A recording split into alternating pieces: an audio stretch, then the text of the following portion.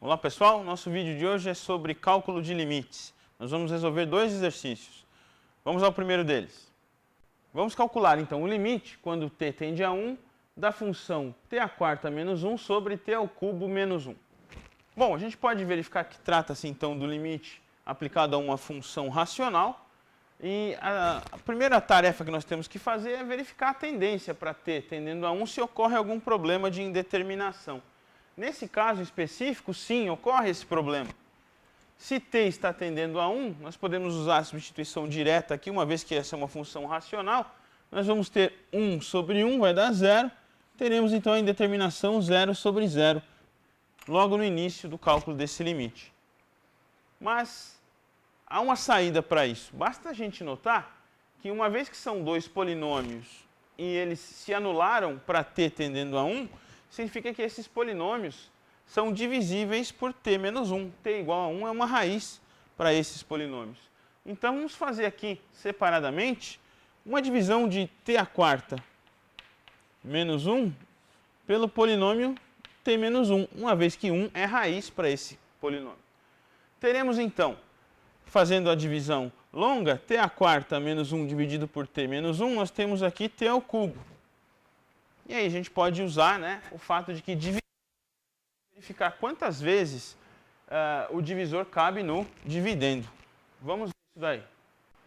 Então, uma vez que t à quarta dividido por t ao cubo, nós podemos mostrar aqui que t ao cubo vezes t, nós temos t à quarta, e aqui a gente subtrai.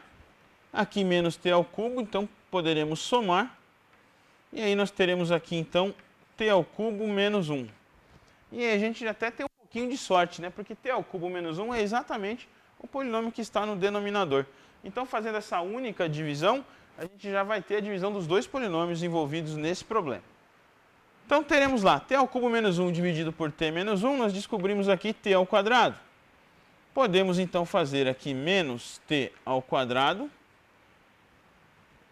menos t ao cubo mais t ao quadrado. Então, só recapitulando, né? Pegamos esse elemento, vamos multiplicar aqui por t menos 1, trocando o sinal aqui para poder verificar quantas vezes esse novo polinômio cabe neste. Temos então aqui um cancelamento entre o t ao cubo, teremos t ao quadrado menos 1, ainda é possível dividir por t menos 1, t ao quadrado dividido por t, temos aqui t, e aí podemos então multiplicar o t por t menos 1 para poder verificar quantas vezes essa multiplicação cabe dentro desse polinômio. Teremos aqui então menos t ao quadrado menos t. Teremos mais t, portanto. E aqui sobra t menos 1. t menos 1 dividido por t menos 1 é exatamente o que a gente queria. Temos aqui 1 e a divisão está terminada, o resto é 0. Pois bem, o que nós aprendemos com isso? Podemos reescrever essa função de forma fatorada. Isso é bom por quê, pessoal?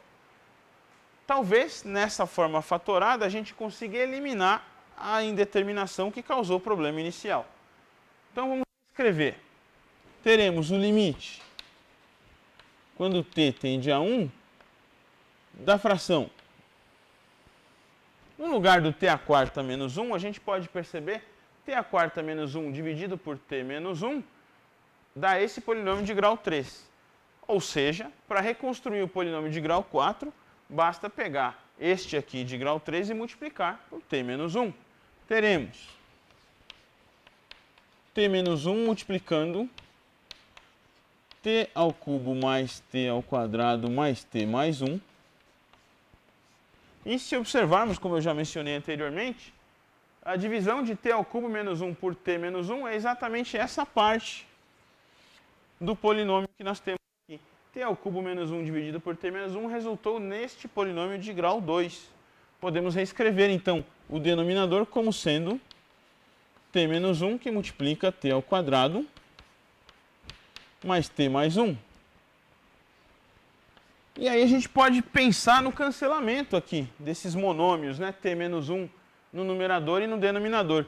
A gente pode fazer isso desde que o t seja diferente de 1. E é exatamente isso que a gente quer no limite, não é? Nós estamos chegando próximos de t igual a 1, mas jamais no valor t igual a 1. Podemos, então, eliminar a indeterminação dessa maneira. Pois bem, isso elimina a indeterminação.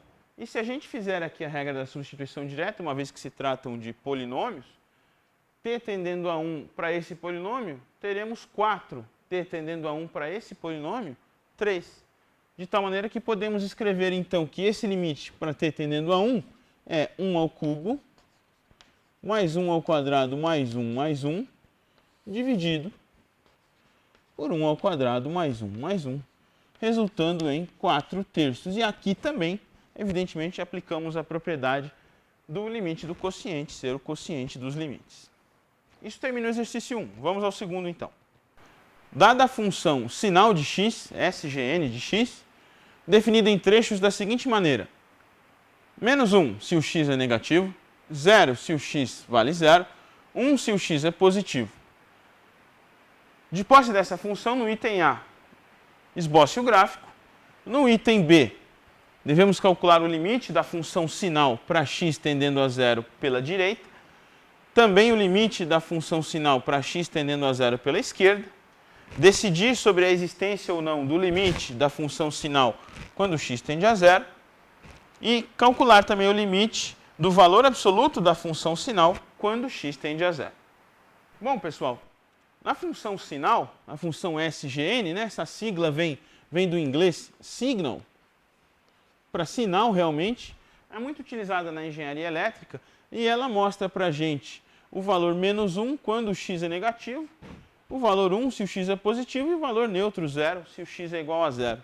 Vamos esboçar o gráfico para essa função no item A do exercício. Então teremos aqui o sistema de eixos, y e x. Como é que funciona? A função sinal vale sempre menos 1 para todo valor de x negativo. Então a gente pode fazer, vou fazer por aqui assim, a tendência, e não inclui o 0, né? Então aqui bolinha aberta nesse trecho. Esse cara vale menos 1. Se o x é 0, a função sinal é definida como 0. Então aqui a gente tem uma bolinha fechada no 0. E bolinha aberta também aqui em cima para 1, que é a função definida quando x é positivo. Então esse é o gráfico da função sinal de x. Vamos usar esse gráfico para calcular os limites lá no item B. Veja só. Qual é o limite da função sinal de x quando x tende a 0 mais? 0 pela direita. Então estamos fazendo aqui no gráfico tendências pela direita, tendendo a 0 por números maiores que 0. E à medida que isso ocorre, o limite da função, que eu meço aqui na linha, e olhando para a ordenada, a gente percebe que à medida que a abscissa tende a 0, a ordenada da função sinal para x positivo tende ao valor 1. Então o limite aqui da função sinal para x tendendo a 0 mais vale 1. Para x tendendo a 0 menos, a gente vai fazer a tendência pela esquerda. Vamos tender a 0 por números menores que 0. E a função está caminhando neste ramo. E à medida que o x se aproxima do valor 0 pela esquerda, o valor do limite se aproxima de menos 1. Então nós temos aqui que o limite tendendo a 0 mais vale 1, tendendo a 0 menos vale menos 1, o que nos leva a concluir que o limite da função sinal para x tendendo a 0 não existe, uma vez que os limites laterais são diferentes. Não é mesmo? O limite pela direita tende a 1, pela esquerda tende a menos 1. Como eles não concordam, eles são diferentes, não existe o limite central para essa função quando x tende a 0. Porém, se observarmos o valor do limite para o valor absoluto da função sinal, este sim vai existir. Vamos esboçar o gráfico aqui ao lado para a gente ver o que acontece. Uma vez que estamos interessados no valor absoluto da função sinal, basta lembrar o que é o valor absoluto. O valor absoluto de um número é ele mesmo, caso esse número seja maior ou igual a 0, e é o oposto dele, menos ele, caso o número seja negativo. Então, ao observarmos aquele gráfico original, a gente pode perceber que para calcular o valor absoluto, basta fazer uma reflexão deste ramo aqui com relação ao eixo x. E teremos então o seguinte gráfico. Nós teremos aqui o ramo rebatido, aqui continua com a bolinha aberta em 1, segue por aqui, e aqui nós temos a função definida para x igual a 0. Então, esse aqui é o gráfico do valor absoluto da função sinal de x. E observando esse gráfico, a gente pode concluir que o limite quando o x tende a 0, tanto faz, né? Quando o x tende a 0 é o limite central, a gente pode olhar aqui para a tendência para 0 mais ou para 0 menos, a tendência é se aproximar do valor 1, de tal maneira que a gente pode concluir que o limite da função valor absoluto de sinal de x vale 1. Novamente um exercício simples, mas envolve esboço de gráfico, valor absoluto. É interessante para a gente relembrar tudo que foi visto até o momento. Até o próximo vídeo, pessoal. Muito obrigado.